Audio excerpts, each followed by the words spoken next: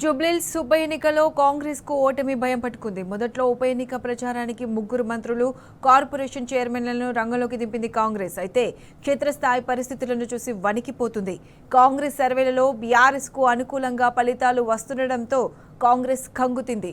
జూబ్లీహిల్స్ బైపోల్లో ఓడిపోతే పరువు పోతుందని భావించిన రేవంత్ కేబినెట్ మంత్రులందరినీ ప్రచారంలోకి దింపారు. సీఎం రేవంత్ కూడా ప్రచారం నిర్వహించబోతున్నారంటే పరిస్థితి అర్థం చేసుకోవచ్చు.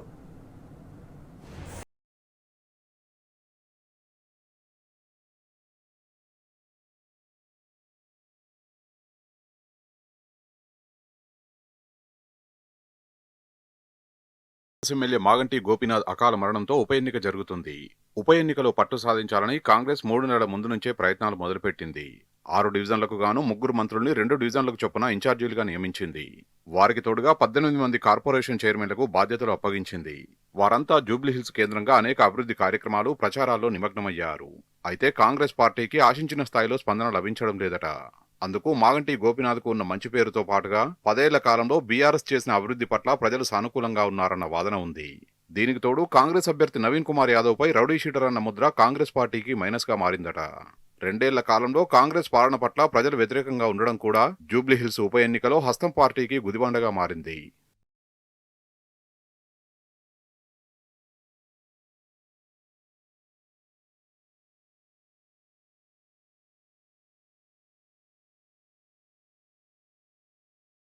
ఉప ఎన్నిక కాంగ్రెస్ పార్టీకి ప్రస్తుత పరిస్థితుల్లో ఇబ్బందిగా మారింది.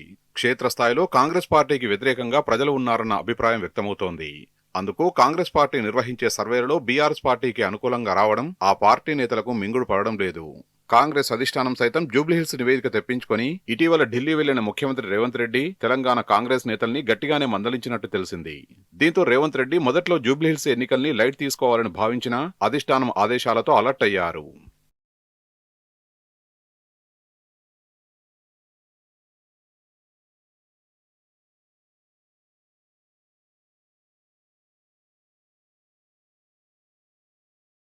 కాలంలో బీఆర్ఎస్ చేసిన అభివృద్ధి, సంక్షేమ కార్యక్రమాలు ఆ పార్టీకి అనుకూలంగా మారాయి. మాగంటి గోపీనాథ్ చేసిన సేవలను సైతం నియోజకవర్గ ప్రజలు మర్చిపోవడం లేదు. దీంతో అధికార పార్టీకి పెద్దగా మద్దతు లభించడం లేదట. సర్వేలు ఎన్ని చేసినా బీఆర్ఎస్ పార్టీకి అనుకూలంగా రావడం చూసి హస్తం నేతలు షాక్కు గురవుతున్నారట. జూబ్లీహిల్స్ లో చావోరేవో తేల్చుకునేందుకు ముఖ్యమంత్రి రేవంత్ రెడ్డి టీం సిద్ధమైందట. అందుకోసం మొదట్లో ప్రచారానికి దూరంగా ఉండాలని భావించిన రేవంత్ రెడ్డి అధిష్టానం ఆదేశాలతో 6 రోజుల ప్రచారానికి షెడ్యూల్ ప్రకటించారు. 6 డివిజన్లలో ప్రతి డివిజన్కు 2 సార్లు వెళ్లేలా షెడ్యూల్ ఖరారు చేశారు. ముఖ్యమంత్రి స్థాయిలో ఒక ఉప ఎన్నికకు 6 సార్లు ప్రచారానికి వెళ్లాలని నిర్ణయించడం కాంగ్రెస్ లో కొత్త చర్చకు దారితీసింది. జూబ్లీహిల్స్ లో పరిస్థితులు అనుకూలంగా లేకపోవడం వల్లే రేవంత్ రెడ్డి 6 రోజుల ప్రచారానికి సిద్ధమయ్యారన్న చర్చ నడుస్తోంది. దీనికి తోడు ముఖ్యమంత్రి రేవంత్ రెడ్డి నివాసం జూబ్లీహిల్స్ నియోజకవర్గంలోనే ఉండడం ఆయనకు టాస్క్ గా మారింది.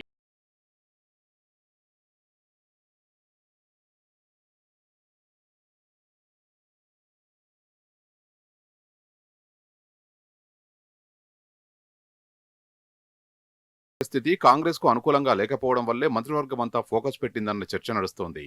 మొదట్లో మంత్రులు పొన్నం ప్రభాకర్, వివేక్ వెంకటస్వామి, తుమ్మల నాగేశ్వరరావులకు బాధ్యతలు అప్పగించారు. అయితే తాజాగా ప్రతి డివిజన్ కు 2 మంత్రుల చొప్పున 12 మంది మంత్రుల్ని ఇన్ఛార్జీలుగా నియమించారు.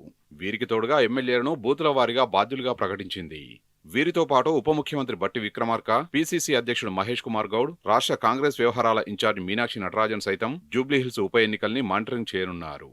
అందులో భాగంగానే టూరిజం ప్లాజాలో జూబ్లీహిల్స్ ఉప ఎన్నికపై కాంగ్రెస్ కీలక సమావేశం జరిగింది.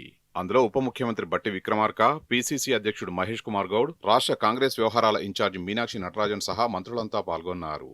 మొదటగా బూతుల వారి ఇన్ఛార్జీలు, డివిజన్లో ఇన్ఛార్జీ అయినటువంటి మంత్రులతో సమావేశం నిర్వహించగా అనంతరం మంత్రులు, కీలక నేతలు ఏకాంతంగా దాదాపు 2 గంటల పాటు భేటీ అయ్యారు.